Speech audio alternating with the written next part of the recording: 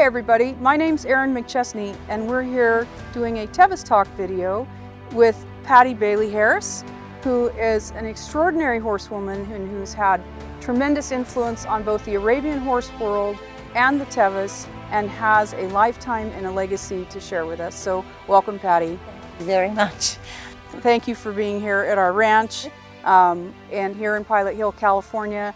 And we're very excited to have you here and to hear about what you have done and your contribution to the Arabian horse world and specifically to the Tevis. Well, thank you. And I want to say real quickly in the beginning that I was a very poor child born in the inner city, a mill city in New Hampshire. My point is the horses and Tevis saved my life. They literally saved my life. And I moved out here and found a horse. You want to get to that part right away, or? Sure. Okay. I am very grateful to everyone in the Tevis world because it helped. I can't believe I'm gotten as far as I've gotten because I had nothing. And I want to be an inspiration to anyone seeing this tape to teach young green people coming up in the endurance world that you can do anything, no matter what you have, you can do it if you work hard and condition your horse right and have the right horse conformation, of course. Sure. But you can do it. So, can you tell us about your first horse? yes, I made every mistake in the book, and that's why I'd like to help other kids not do it.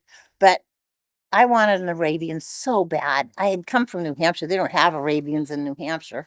Well, they do now, but because I brought them there. But I moved out to California, and I was managing a barn, Northgate Equestrian Center, and I met Jerry Sturdy and Ray Bond, who were president and vice president of Wonder Bread, and they had all these beautiful Arabian horses, and they had this mare that shot her baby out under a fence, and that's why we're take care and watch our babies foal, because they left them alone all day, and the mare wouldn't take the baby, so they let me. I paid $3,000 for her way back in the 72, or 3 or 4, but she was an orphan, and I have since learned that orphan mare syndrome or orphan horse syndrome is the worst thing you can do to a horse. If you have a baby, you get in there, you make sure it gets iodine on its navel, and you give it an enema if it's a colt and it needs it, but then you get away. Don't break that bond between the mother and the baby. And Cola was she lived 35 years, and she was the worst pain in the butt ever. But I learned a lot from her. Sure. And that's all I can say. I loved her to pieces. Yeah. But 35 years because I messed around, because I was orphan folks. But you didn't know. No. You didn't know. And they're so cute. It's hard not to want to do all those things with them. So then as time goes by and you get involved in the horse world and you're working in barns and you're developing relationships with people and you're learning how to show and train and do all of that, tell the story about Remington. You shared with me about Remington Steele, your stallion, that went on to be having these accolades, which I will let you elaborate on because I don't even know how many to list. But it was a funny story about when he was a youngster, I believe still at side with his dam, that he was kind of dismissed. Yes.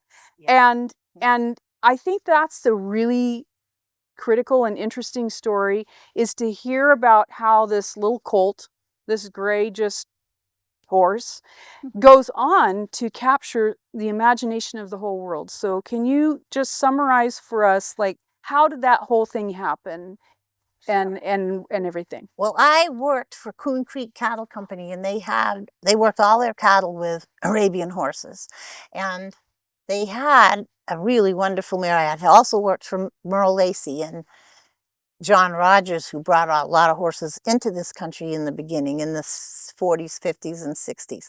I didn't get to till the 70s, but I was born in 1950. And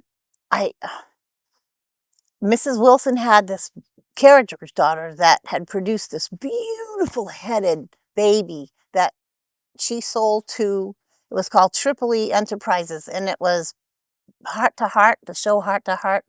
The people that were in that, I can't remember all the actors and actresses, but they owned this baby. And they wanted to buy, when they make movies, they always have 2 or 3 horses, you know, like they plug in. So they bought the mare. I sold her to them because I was the manager, and they paid a lot of money for this mare in full to Gaffazon, because they wanted a full brother to this beautiful little horse they had.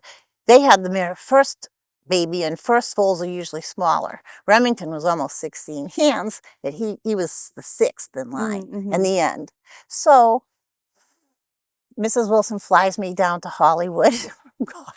And I mean, you've got to remember, I was just this kid from New Hampshire. I knew nothing. Right. So they fly me to Hollywood, and all these people, I mean, remember the guy was there that played Kennedy in one of the plays, but they were all telling me, we hate this colt, we paid all this money, and he has a straight face. He doesn't have a dish. And we wanted to put him in the Heart to Heart series about a fancy horse that gets stolen, and we can't do it because he doesn't look like his brother. And so we're going to geld him and make him a polo pony. And he was this big gangly thing. He looked like a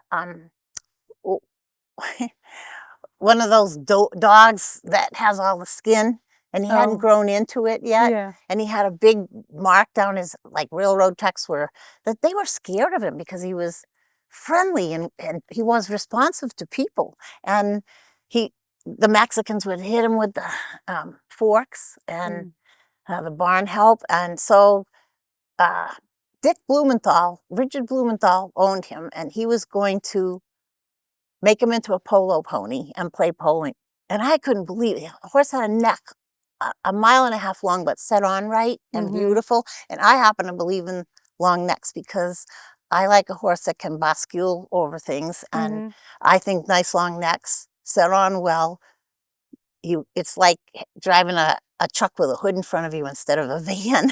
That's how I like to describe it. Yeah. So he had a beautiful hip, a long, beautiful hip set underneath himself, and his conformation was just excellent. So I was just a kid with nothing. I had $5,000 I scraped together. I called all the people that ever borrowed money from me or owed me or something, and I collected money. And I said, you can't kill this horse. I want to buy him. And so they wanted 10,000, but they hadn't put him in Breeders' Fee Safe. So I talked him down to 75, and I went home and I told Barbara that I bought the horse. She sent me down there to ease the tensions. She wanted me to go down and do something and make him happy. So I bought him because I could see the potential, but nobody else could. L.J. Salcop was there at the time too. He knew it, but nobody else could see the potential in this horse. So when Barbara heard about it, she was partners with me for a while, and she helped me buy him, and eventually I bought her out. But that horse, what did he end up winning? Like, let's kind of skip a little bit ahead. Like, so after you get this horse, this kind of hard luck, nobody wants him, he's not pretty enough, you know, he's just knobs and sticks. Then what does Remington, before Tevis happens, what happens for him? Like, what are the things that this horse went on to win and accomplish? And I just wanted to say one last thing. He was like me. He had a bad start. Nobody liked him. He was not really anything to look at. And my heart went out to him. But Paul Husband and Jack Teague were at my farm the day he got delivered. He was 18 months old. He had been weaned. And they both cried. They cried. And they thought I was a real idiot for buying him. So that's how bad it was. Paul Husband owned Kemosabe, by the way, who's one of the very famous horses in the Arab breed. Yeah. And my dear friend. So it's too long a story to tell, except he ended up going U.S. and Canadian national top 10 stallion in the 80s when there was, you know, Pillsbury and catalogs, and everybody had horses in there. Wayne Newton, all these big, rich people. And here I am with my little ugly stallion. And I had, of course, worked him really hard and got him all beautiful. And I had him trained to stand up and halter, and I did everything wrong. You're not ever supposed to go to a show without a trainer and all this stuff, and you're never supposed to just show out of your trailer. Goodness, that's a real no-no. Right. But I did it anyway. I took him, put him in the trailer, hauled him to Stockton show, which at that time was a huge show, and everybody was there. Sheila was there, and the Pattersons had just bought a horse named Negatraz, I think, for a lot of money. Mm-hmm. And that he was supposed, when you go to a show, this one's going to win champion. They have it all planned. The judges kind of have it in their head. So I pulled him with my trailer, and Ron Bechtel, who was Mike Neal's second in line, and Mike Neal always showed the horse that was going to win. When I trailered him into the show, Mike Neal, who worked for West Coast and owned it, and his partner, Ron Bechtel, Mike always showed the horse that was going to win the class, and Ron had second string. And everybody knew if Ron showed the horse, it wasn't going to win. So I said, Ron, I got this beautiful stallion, and I know Mike's got a horse. Would you take a look at him and see if you'd like to show him? And I backed him out of the trailer, and Ron just got this grin and said, yeah, but we're not going until the gate's closing because Mike will kill me. So the gate opened, everybody goes in the class, and here comes this big white, he was alabaster white with this tremendous neck and this snort and blow. And he comes in the gate, and everybody just went, what the heck? So he won that class easily. And Mike, well, I better not say that. He was very angry. And so then he told me that I had to put the horse in training at West Coast. And in those days, if you didn't show your horse that won in the championship, the second place horse, which Mike had, would have automatically won. Okay. So we went in the championship, and Mike went on to win the class. The age group was different for Negatraz that had come from Poland with the Pattersons that was supposed to win the whole show. So it ended up with, I have video of this somewhere, Negatraz was magnificent, but he was really little. And Remington was like almost 16 hands. And the judge put him head to head, and he couldn't figure out who to make show champion. And he kept going back and forth, and crowd would cheer for Negatraz, crowd would cheer for Remington. And all of a sudden, Remington went and blew down on this other stallion, Negatraz, and looked at the judge like, surely you jest. And the judge just went and threw his hands up in the air, and he said to Remington. So his very first show, he went champion at a huge show. And he went on to win 21 Class A national championships. Mike Neal took him over after that. Yeah. And that's how he started. And then he, after he won all the national top 10s, and he was national top 10 in Scottsdale, and then he went back after this whole career and won it again, but that's later in the story. Anyway, Mike gave him to me and said, treat him like the champion he is. Keep him locked in his stall, and don't let anything happen to him, and treat him like the champion he is. And I had spent a lot of money going to nationals, and I had slept. I didn't even get a hotel. I slept with my horse because I couldn't afford a hotel. Right. Honestly, this is why I want people to know you can do it if you have the grit. The grit. So I had read about Tevis, and I loved Tevis, and my veterinarian, Elaine Dornton, had done Tevis several times. She was always talking about it. And then Kerry Ridgway was my neighbor, and he practiced doing his CRI, cardiac recovery index on my horses. I had like 28 horses at the time. And so he came, and he was all upset because Todd Valley had put up gates and blocked the Tevis Trail, and there was talk that Tevis was over and we couldn't find a way around it, and we were never going to be able to do Tevis again. And I said, well, why don't I put Remington was really famous. And I said, well, why don't I put Remington on the Tevis, and it'll bring a lot of publicity to Tevis. And Kerry said, are you out of your mind? That horse is worth a fortune. And I said, well, Tevis is important. We got to get this. So I called the Arabian Horse World, and I said, I'm putting my horse in Tevis. And they went, are you out of your mind? So they sent people to take pictures, and Elaine Dornton. I called Elaine, and I said, if you were me, would you put your Remington in Tevis? And she said, oh, sorry. And she said, oh, I'd be thrilled to ride him. I'd love to take him. And that's not what I meant. I meant, Would could you I put take that him? horse on that It ride? was like giving my husband away, honestly. Yeah. I had to let her ride him because I'm a horseman. I'd never done Tevis. I'd never seen Tevis. I just knew Kerry. And I when I signed him up, there's 4 pages of you can get stung by killer bees, you can have a cougar get you. Right. And I'm like, oh, thank goodness my vet's not gonna ride him. So I let Elaine get all the glory on him, but she knew what she was doing and I didn't.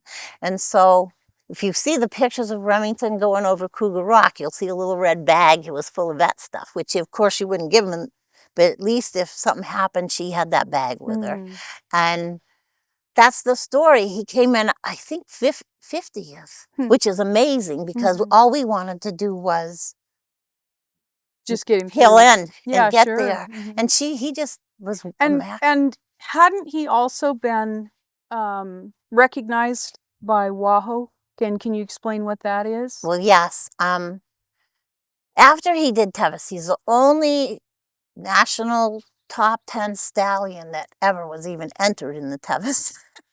And things just started rolling for him. And then we went back in the show ring and got championships in 7 performance divisions.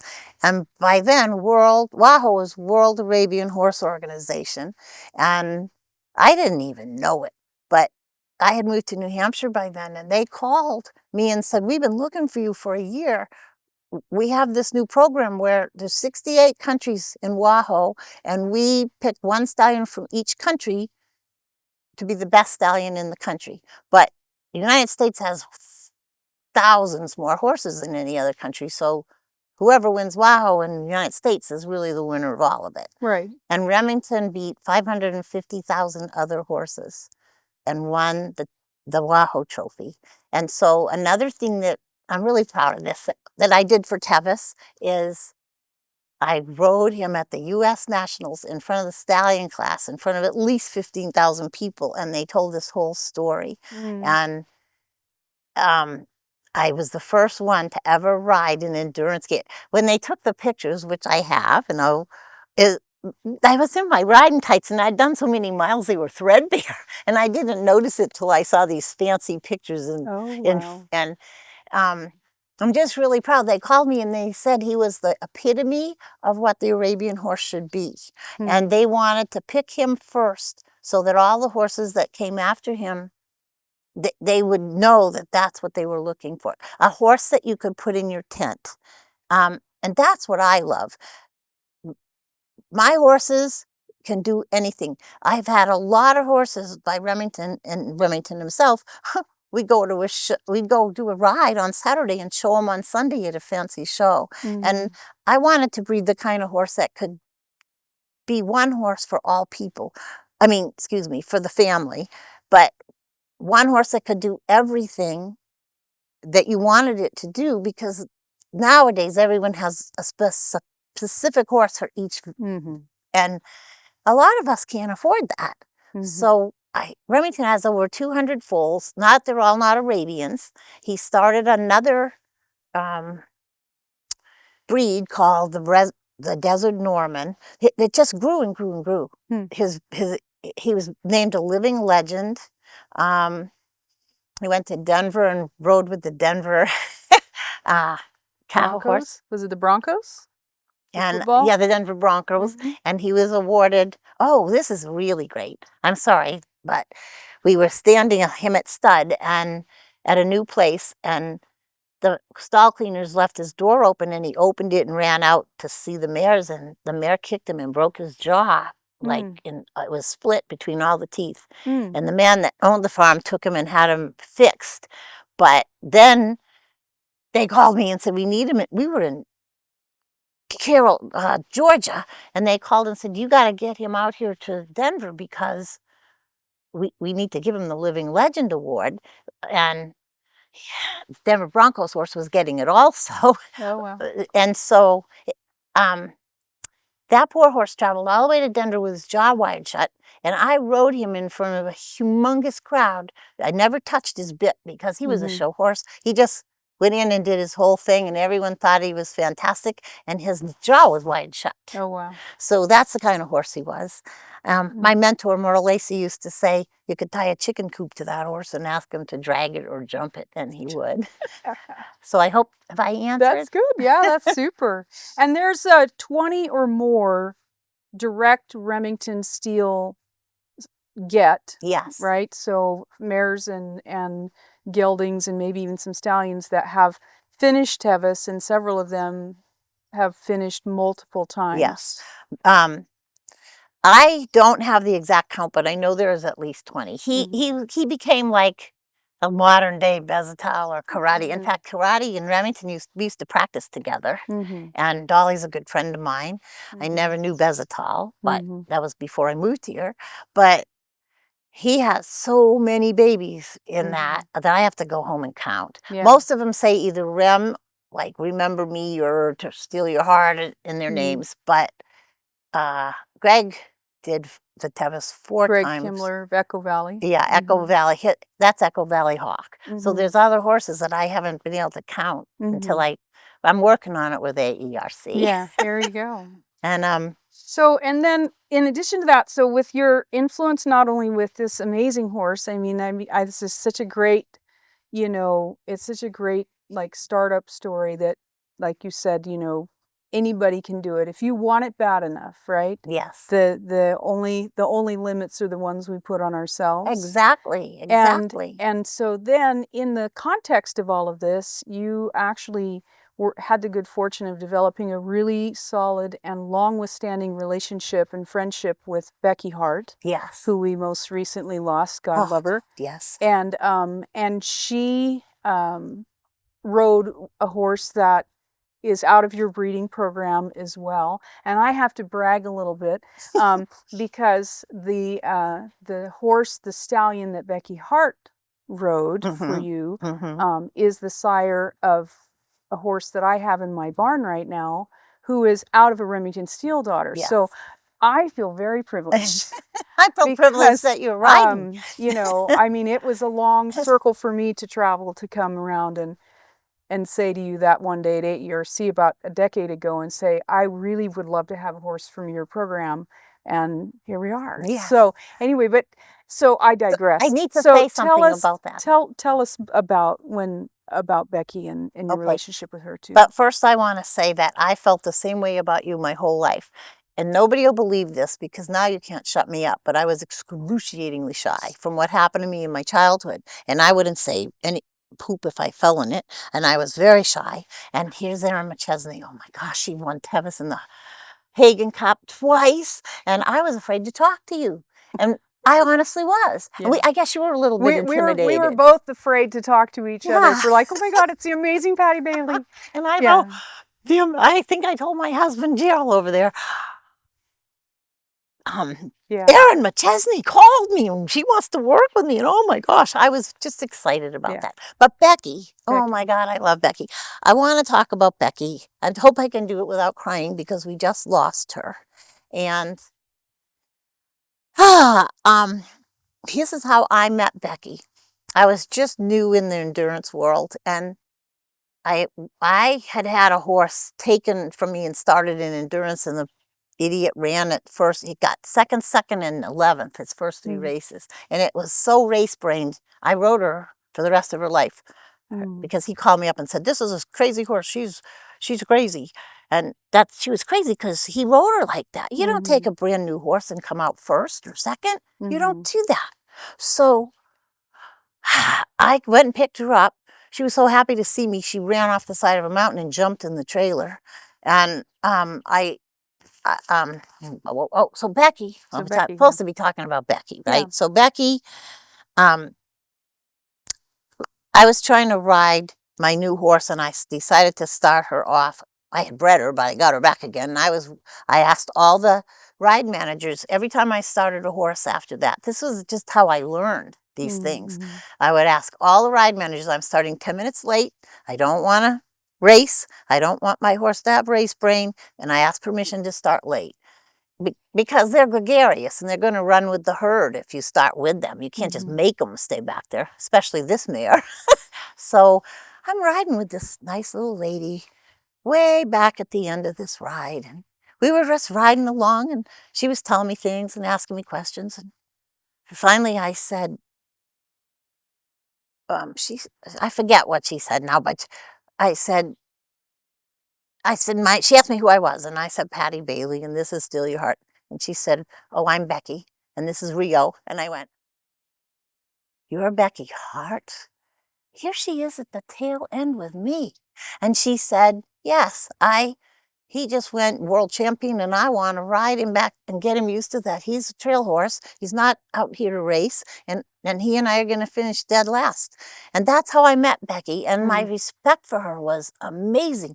This person who had won all these championships was training her horse at the back of the pack, and that made me love her. I was intimidated by Becky too, even though I loved her. But I asked her one time at the convention, I talked to her and Judith, and I said, I have this incredible stallion, and there's no blood like his in this country, and it's incredible. And would you think of riding him for me? Now, I should digress and say, I can't believe these things happen to me, but I went to England to find a horse because I'm sure there's horses in America that have good hips and good legs, but there sure wasn't any in my world, which was the show world. And so I went all over England, spent a month looking for an outcross for Remington horses. And I found this horse named Sambist, Sambist, and he is the European Secretariat. He's won everything over there and finished 8 lengths ahead of the pack on turf when in his retirement race. You know, just a fantastic horse. And he belonged to Sheikh Maktoum, I think, or one of the sheikhs over there. And Valerie, I went to visit his farm, and they showed me all their stallions, and I wanted to buy a breeding to this Sambist horse. Oh my gosh, he looks like our horse. Right. That hip, you know, Right. built a leg on each corner. And all the horses in this country that I found anyway were just skinny little things. So I was leaving because I couldn't afford $5,000 to buy. I couldn't afford it. So trying to think of the lady's name. She's very famous. But Val came out of the barn running down the driveway as we were leaving and said, stop. The sheikh wants to know if you would be interested in trading 4 Remington breedings to, you can have any pick of any of the stallions. He'll pay for all the shipping and collecting. And you can have your pick, 4 breedings to whoever you want if he can have 4 to Remington. And that to me was like a miracle. I mean, here I am. I mean, I just had all these wonderful things happen to me, which I am eternally grateful to the universe or to God for, whatever you should decide. But so that's how it happened. So we brought his semen in to Cree Run Farms, and Deb Mahala managed it, and I think we just lost her husband too. They run Markel, the insurance company, but that's how that happened. So what you wanted to know? So we ended up with Too Damn Much, and then Becky starts riding him. So how does that go? That's a great story about Becky. This is why I love her so much. She was so famous, but she was such a lady. She came to my farm in New England in April. Well, April here looks like this, but in New Hampshire, we still have snow. Yeah. And that April, it had just melted, but the ice was right under the ground. It looked like ground, but it was solid ice underneath. And we had ice shoes on. And Becky took them out in the White Mountains to try them out. And she was white as a ghost. And she said to me, Patti, you guys are crazy. If this horse can do this, you bet I want him. But no way I'm ever going to ride with ice under the ground again. And I just did it because that's all I had. Right, sure. But my house then was, my house was built at the year George Washington was getting out of office. And George Washington had spent a lot of time in New Hampshire, either campaigning or fighting the Revolution. And so my neighbors on 2 sides of me had plaques on their house that said George Washington slept here. So I went and got a plaque that said Becky Hart slept here. Cute. I was really proud of that. Yeah. So, and then why did she call him Buddy? Oh, that's another great story. That's the one I'm supposed to tell you here. I always name my horses with all the things in it. My farm is phase 2, Roman numeral 2 sport horses. And all of my horses have a 2 in it, like to beg, borrow, and steal, or take it to the limit, or something like that. But anytime you see a Roman numeral 2 in a name, it means I bred it. So I couldn't, damn it, excuse me, it's not a swear word, that's his name, D-A-M-B-I-T. He was out of my monogram daughter, and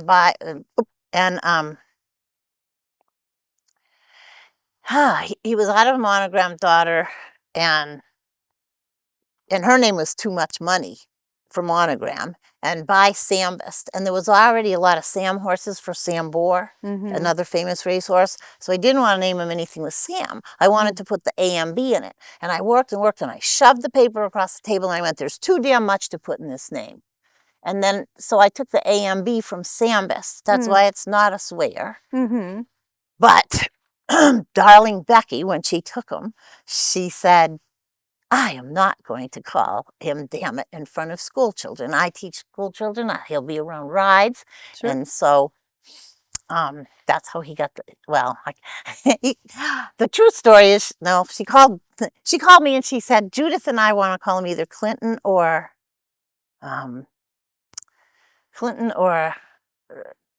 God, the other president. Anyway, oh, I don't know. I'm sorry, I'm screwing this up now.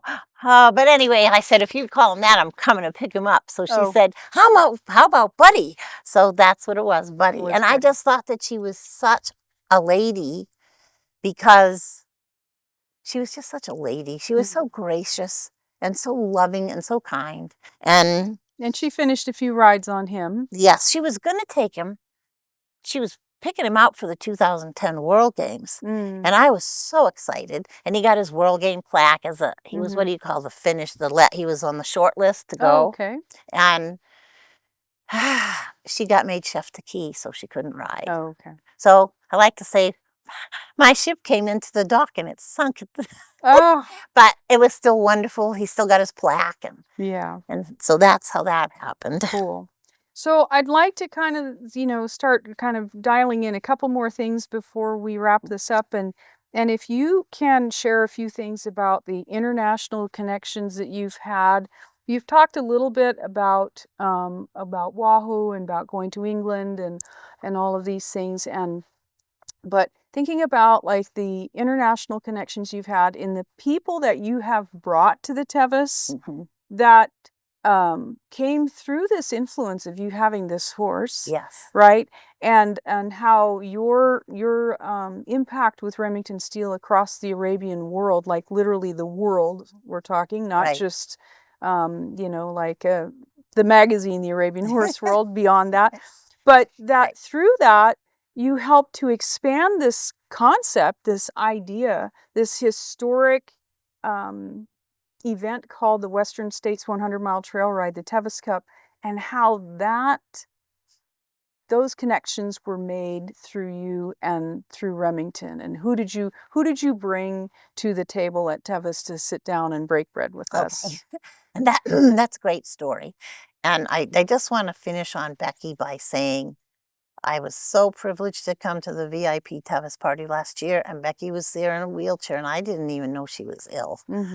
And I knelt down in front of her and hugged her, and I said, oh, Becky, I'm so sorry. And she, very difficultly, because she could hardly talk, she bent down and she whispered in my ear, I love you, Patti. And now I'm so touched by, I'm so privileged to have known her and you. Yeah. And now I'm kind of I mean, but that really does speak to what Tevis has done. Tevis has brought so many people together around the world in such rich and meaningful ways. Yes. And we could do an entire series of talks just about the magic of the ride and how much it has influenced people around the world and brought people together around the world, Yes. and created this bond and community Yes. that's really, it's otherworldly. Yes. I've said it before, the magic and the influence of Tevis on people is extraordinary, and how it brings people together. Yeah. I've told people for years that Tevis was like a drug, and that it's one of those events that once you do it, you either are totally hooked or you'll never touch it again. And it's the kind of thing that it has so much magic to it and so much energy on its own. It's almost like it's like a live organism, you know, from the time it begins and the time it ends, from late Thursday night till late Sunday evening. There's just this time warp that exists. It's called the Tevis. Yes. With these horses is extraordinary, and how the horses bring us together. Yes, and because save there's people just who are, like, there's been people at Tevis with other ailments and problems and psychological problems, and Tevis gives them a reason to keep going. Does that? Tevis is an interesting thing. It fixes a lot of people. Yes. And there are a handful of horses in the context of the story of Tevis since 1955 that continue to find their way into the fabric of the story. And so, but because it didn't end there, and it went from this idea in Wendell Roby's mind to what it is now and being this international event, I just would like to hear, like, just a summary of some of the people that you have brought to the Tevis table. Okay, well, that have come from overseas I'd like through to your tell the horses. story of how it all started, if you don't mind, and it's a really good story. But Nat Gorham and Barbara Schuler of Arabian Horse World showed up at my ranch one day. What, by the way, my ranch used to belong to Wendell Roby.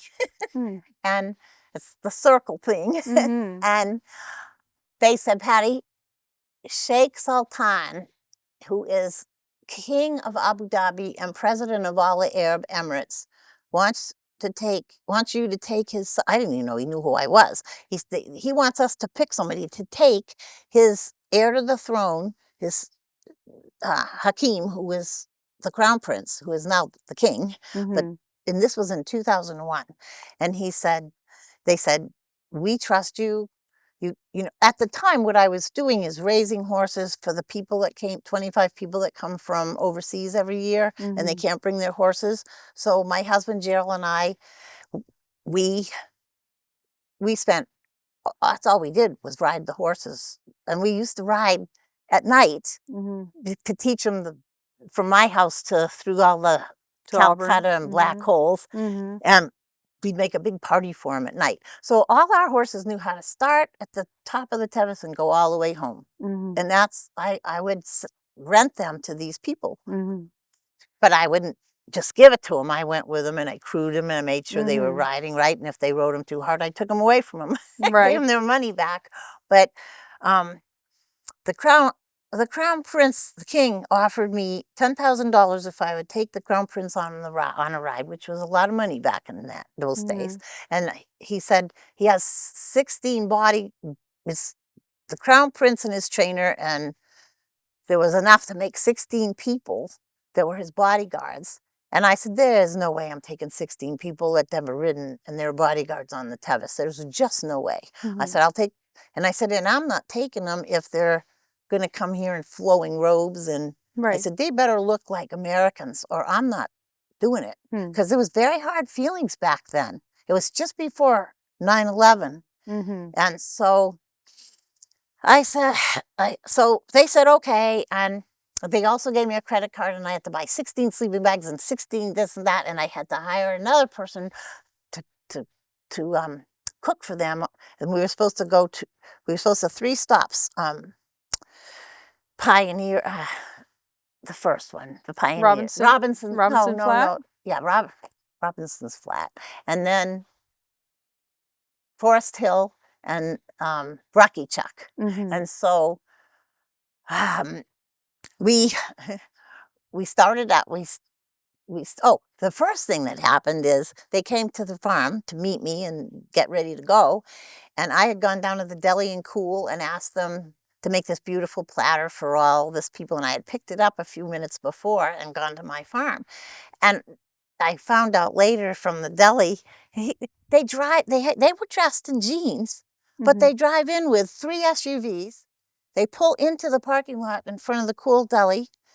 The 2 back and front SUVs, men in black suits, get out with Uzis, and they're standing there looking around at everybody. And the Crown Prince gets out, and he goes in the deli, and he said, "Do you know where Patti Bailey lives?" I mean, that was no secret and cool. Right. I was getting phone calls before they even got to my house. "What the heck are you doing?" So that was, to me, kind of a funny story. So we get to the top, and we got through Cougar Rock and all of that really fine. They were good riders. I have pictures of all this. Hopefully we can put into this.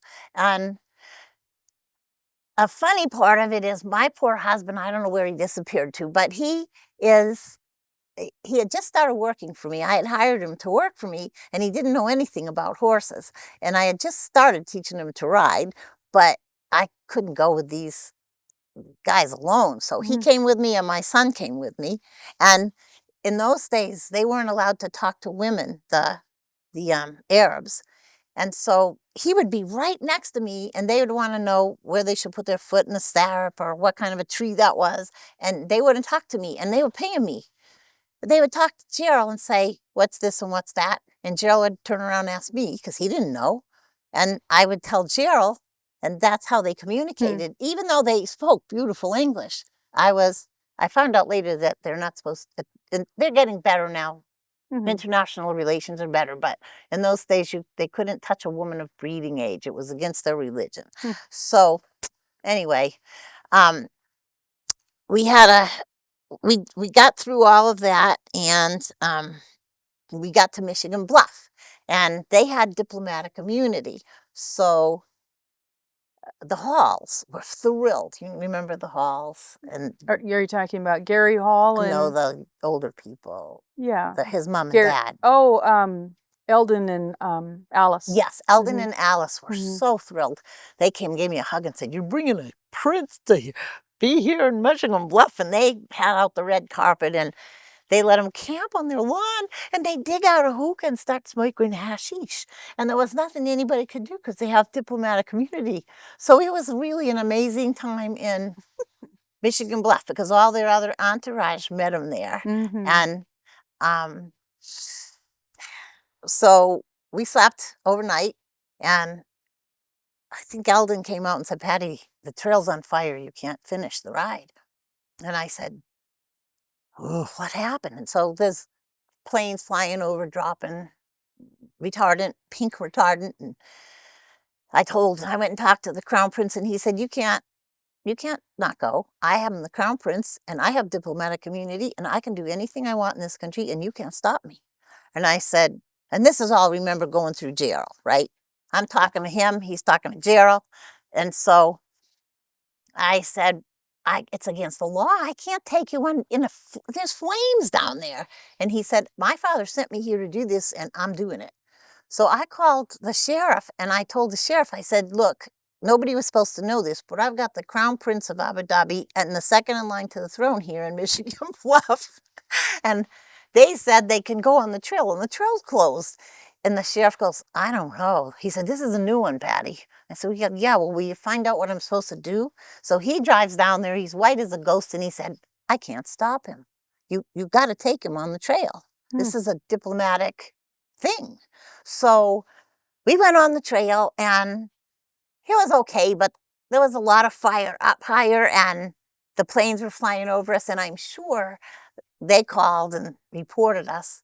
And we got to a spot where, the trail's about that wide. It goes straight up, it goes straight down, and there's this tree, a big tree, down across the trail. It had burnt, and it fell on across the trail, and we couldn't get over it.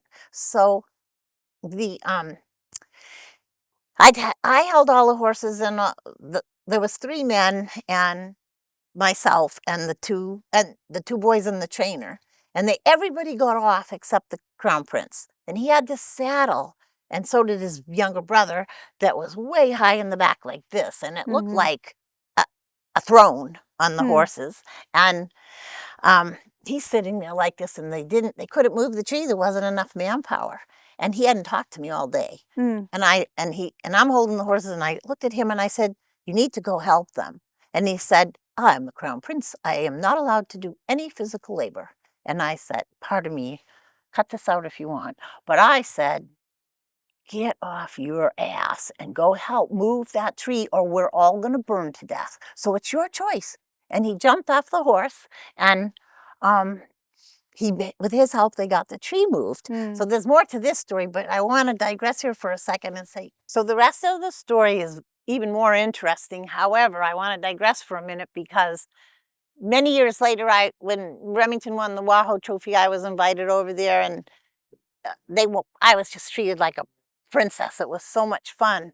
And one of the Prince Hussein's friends came up to me and pulled me aside and said, "I just want you to know that Hussein tells everybody that he saved all your lives on Tevis because he had to get off and work, but he saved everybody's life." And I just thought that was so cute because he was so proud of it. And that started everybody wanting to do Tevis all over the world. So now we're on our way to Rucky Chuck. And we got they were dropping retardant, the flames were everywhere, the smoke was everywhere, we were covered with soot. And we got to Rucky Chuck. And for one thing, the second prince, his name was, Khalid. And he jumped off my horse, Steal the Show, who was a Remington son who had won United States National Top 10 twice in halter, and he won every futurity in California unanimously. And the kid jumps off and lets my horse go because he saw the Rucky Chuck water and he was caught and he wanted to get off. But in their country, they have all these 16 people around him waiting on him hand and foot. They just jump off their horse and somebody catches it.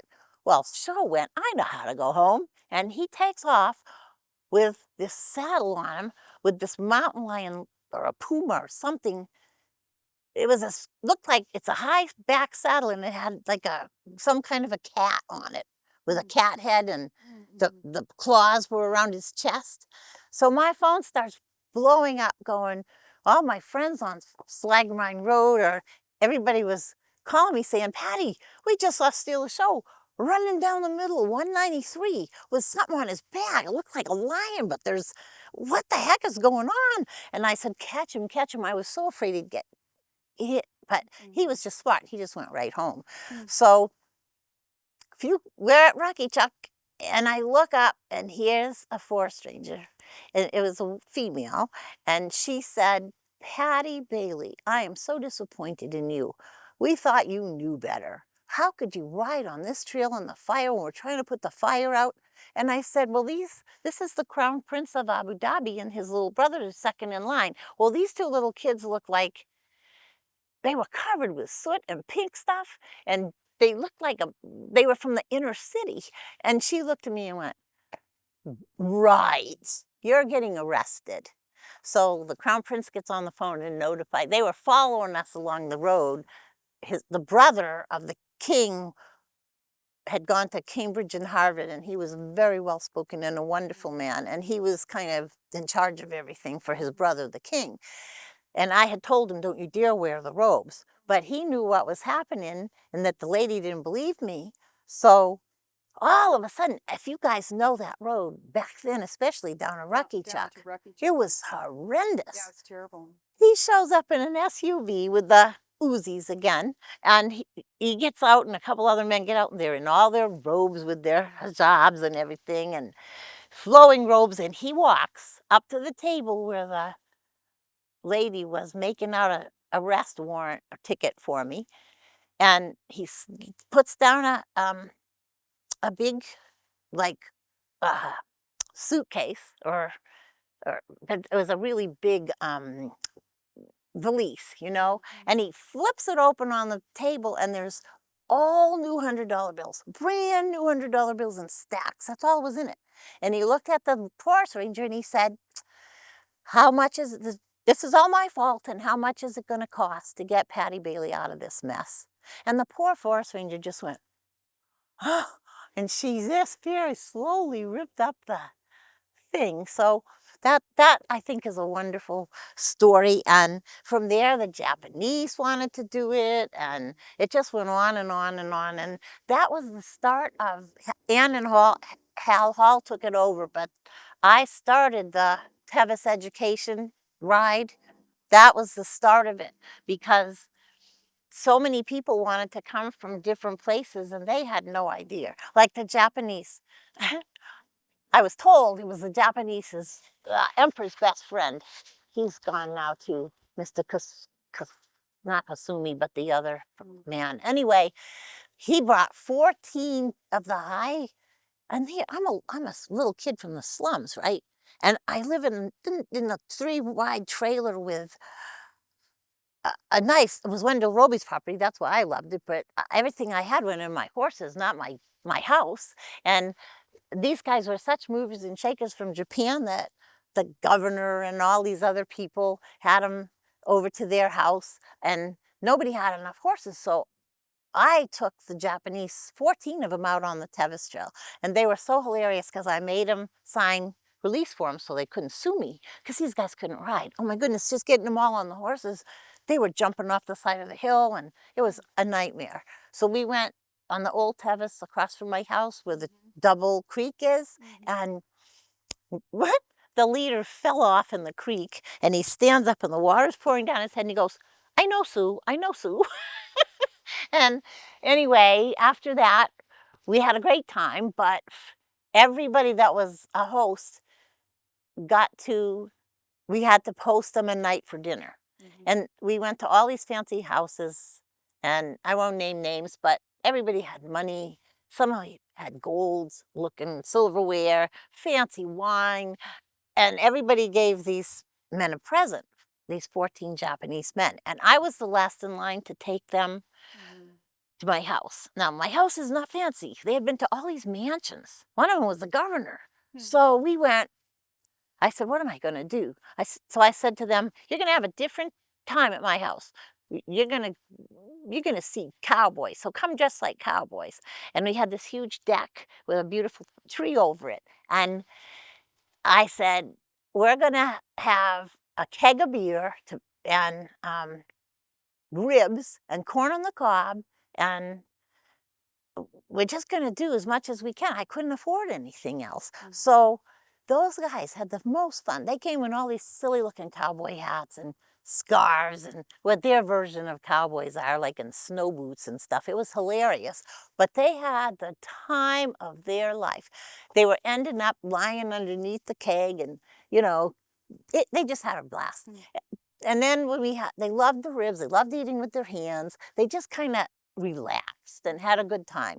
So when we had the corn on the cob, I brought those little corn picks, the little handles, and I thought those were made in Japan. All my life I thought they were made in Japan. So they were fascinated with the corn handles. They kept saying, oh, and they couldn't speak English, but they showed me how fascinated they were. And so everybody else had given them watches and special wine and stuff as a present.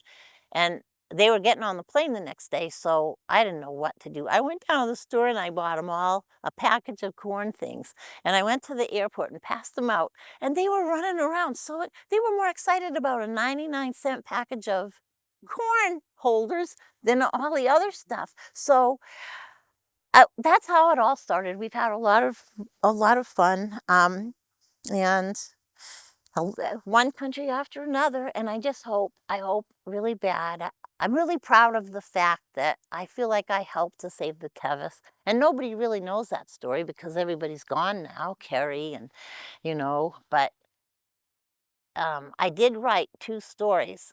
One is called, it was in the Arabian Horse World, and I have brochures, and I should see if we can republish it. One is called When the Going Gets Tough, and it's all about how I transitioned from the show world. And it's on my webpage, which is Patti, with an I, pattibailey.us on my webpage. If anyone wants to read these stories, that's much more in depth with what your question to answer. And the second one is The Tough Get Going. And so I I would like you to tell them what we're planning with Remington and Bez and karate. Yeah. Well, to just kind of to wrap up the things that you've shared with us, it's really an amazing story. And and I and I think that there's so much more to it than we could cover today. But you know, I really do appreciate your time and all of the things that you have shared, and to help tell another story about Tevis that a lot of folks wouldn't even know. They wouldn't even realize that they need to research this, and they need to look deeper into Yeah. the whole thing, and to also to honor, not just to honor the Tevis itself and you and Remington, but also I think what's really kind of a critical part of this story is Remington was bred to be a show horse. And there's a lot of stigma that says, oh, well, you know, if they're horses bred from the show world, they couldn't possibly be athletic enough to complete the Tevis. And nothing could be further from the truth, right? And we know that because we've seen it demonstrated over and over again. But you didn't just take a horse that was a show horse and he'd won a couple of Arabian shows here and there, and he had a couple of blue ribbons and yada yada and all of that. You took a horse that went to a level that is so unbelievable as a story to obtain. It is. By the way, I have proof of everything I've said. I have witnesses for everything. We're not doubting your story, but I doubted it. So my point is that this is a horse that has an international reputation as this extraordinary show horse. Yes. And then I remember when you put him in Tevis, and I was hearing the stories, and people were going, oh my God, like, what is wrong with this woman? Like, she has lost her mind. She has this horse that could be syndicated for God knows how much money, right? And is known around the world and is so famous and apparently so fragile that if you ticked him like that, he was made out of porcelain and he would just shatter. And she's putting him on the Tevis, and all I remember hearing is she's putting this national champion, world recognized horse on this trail with all these rocks. Because we all know that Tevis is famous for its rocks. And they were like, she's going to destroy him and his legs are going to be gone and he'll never accomplish anything. And it was just, it was a big backstory while you were experiencing your side of the story. The rest of us were sitting there gaping like, what in the world? And I did hear the vets. I heard them. I walked up and they didn't see me, saying, this lady's nuts. And so to see him finish, you know, Arabian Horse World to pick it up, all the things that happened after to prove that he not only did all of this before the Tevis, and then he did all this after the Tevis, and then all of the horses sired by him have gone on to do things in the Tevis. But it really is a testimony to your vision and a testimony to this animal by himself, in terms of there was something about him that was really extraordinary and unique. And we need to recognize and honor that, because that hasn't happened, to the best of my knowledge, in the history of this ride. It's never been equal, just like yours never been equal. A national champion halter horse and said, here, I'm going to go take him down the Tevis Trail and finish it, because as we know, Tevis, you only have a 50-50 shot of getting over that finish line anyway. And so, you know, realistically, he could have started and not even finished. So there really were a lot of stars in alignment. And so for that, we are really eternally grateful for your story. And another time he did part of the Tevis, he went over the whole worst part with a film crew with a camera strapped to his neck. And they made a Japanese magazine show, like we have our magazine shows, a journalist show. They made a whole movie out of him. And then the last Tevis movie they just made was his daughter, Connie Creech has LS Steel Breeze. It's done Tevis 5 times, I think, and the last time with a really young teenager. And thank you very much. What happened too was Gerald, my beloved husband Gerald, and I collected semen and sent it all over the world. Sometimes we had to freeze it and whatever. I won't get into that, but he has horses all over the world. He also, and he wasn't just a halter and a show horse, I mean a Tevis horse, he has one of the sheikhs bought horses from me because they came here, and one of they bred him to one of their stallions, and that horse came out fourth in open dressage against the warm bloods in the world championships for dressage. So I'm just really proud of that, because he does a whole so much, and I don't want to go into all of it.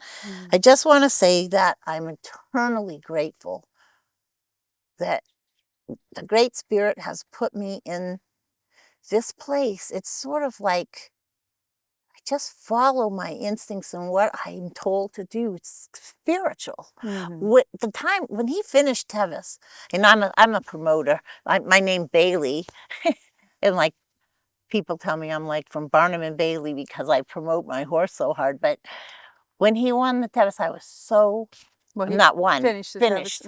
Won his Tevis buckle. I was so touched. I was sitting up on the hill. I had gotten his stall ready, and I had told everybody, if he finishes, we're going to take pictures. We're going to do this.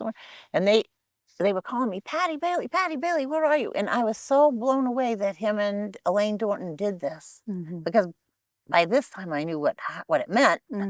And I sat there and cried on top of the hill and thanked God. And I'm just eternally grateful for all of you too.